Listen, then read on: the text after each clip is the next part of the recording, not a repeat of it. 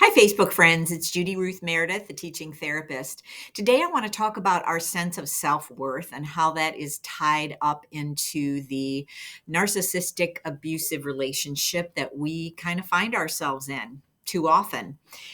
When we have a low sense of self worth, the dynamic of that comes out in our relationships by causing us to need to be able to do things for others to prove our worth.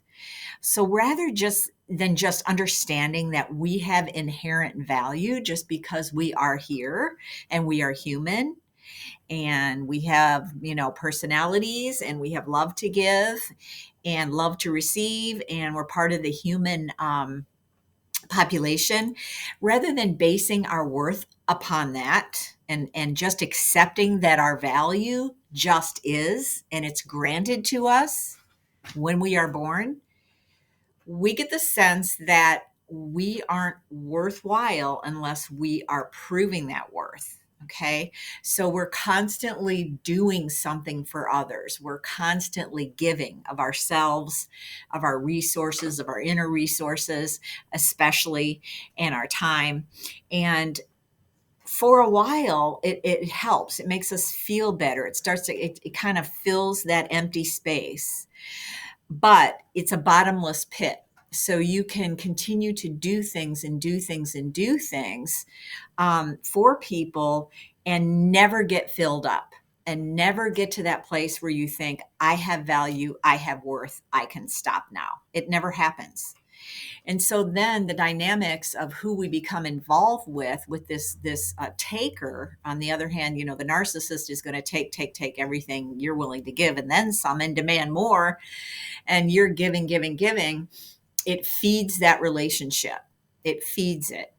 And as you're giving to the narcissist and it's not being appreciated and nothing is coming back to you except abuse, you then are caught in a pattern of, now I need to give more, because if I give more, I can fix this and I will get what I need.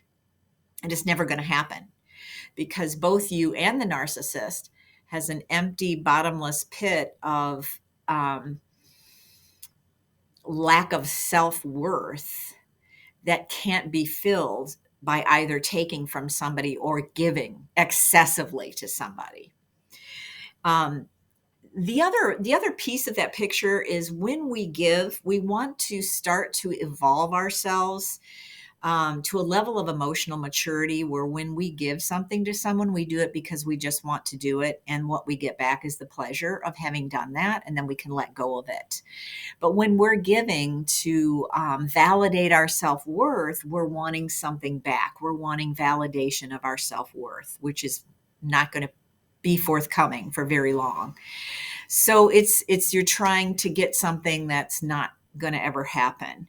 And so, you know, what I want to say about changing that pattern is, first, you have to become aware of it. You have to be aware that you are giving because you feel a lack of worthiness, of value. You're not valuing yourself for who you are and what you bring, just by being yourself. Um, Changing that pattern is really important, but without an awareness of this, we're not going to do it. And a lot of people will use the excuse that, well, that's what I learned in Sunday school, or that's what my parents taught me. You give to others before yourself, and don't be selfish, and all of those messages. But those messages are not healthy messages, because learning to give to yourself and learning to, it allows us, and understanding how valuable we are allows us to give freely. And but we also know when it's time to set some boundaries that are self-protective, and that we're not giving to people who are taking for the wrong reasons. They're taking because they need that supply, that narcissistic supply, that ego boost, the sense that other people are there to serve them and that they matter more than other people. So you're enabling that pattern within the narcissist at the same time.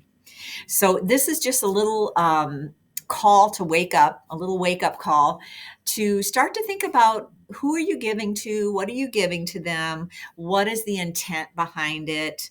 Why are you doing it? And ask yourself, do I really believe that I have value?